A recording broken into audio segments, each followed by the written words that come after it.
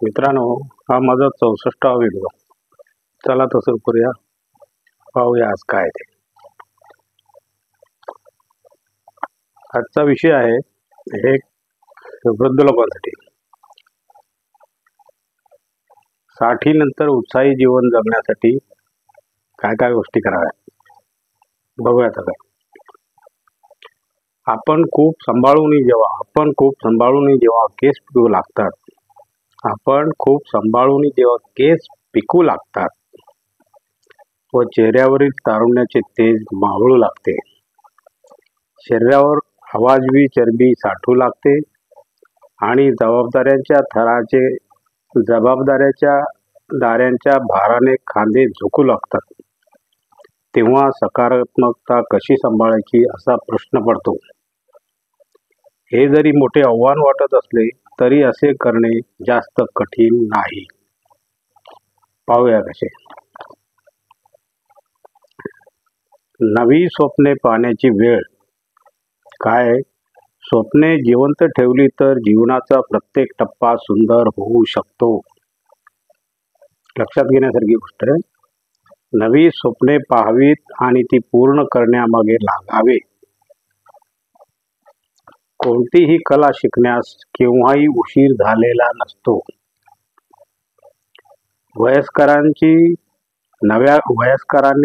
नव्या कला शिकाव्यात, उत्तम मित्र जोडावेत, नव्या जागी फिरायला जावे, उत्तम पुस्तके वाचावीत. 60 नंतर आपण स्वातंत्र्याचा उत्सव साजरा करू शकता. Very good. उरलेल्या इच्छांची यादी करा. उरलेले आयुष्य रडत काढण्यापेक्षा आपल्या उरलेल्या इच्छांची यादी तयार करावी आणि उरलेल्या आयुष्यात असे हवेशी जगावे ते आयुष्यभर जगला नसाल. कामावर कायम राहा.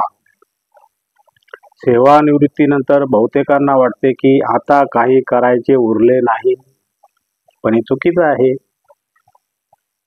पण हे खरे नाही. आपल्याकडे सकाळी झोपेतून लवकर उठण्यासाठी कारण असायला हवे.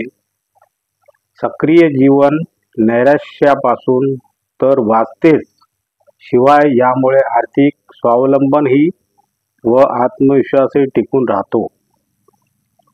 मुलांचे क्लास घेणे, नृत्य, संगीत, योगा, कुकरी क्लास करणे, कमी भांडवलाचे व्यवसाय करणे असे अनेक पर्याय आहेत.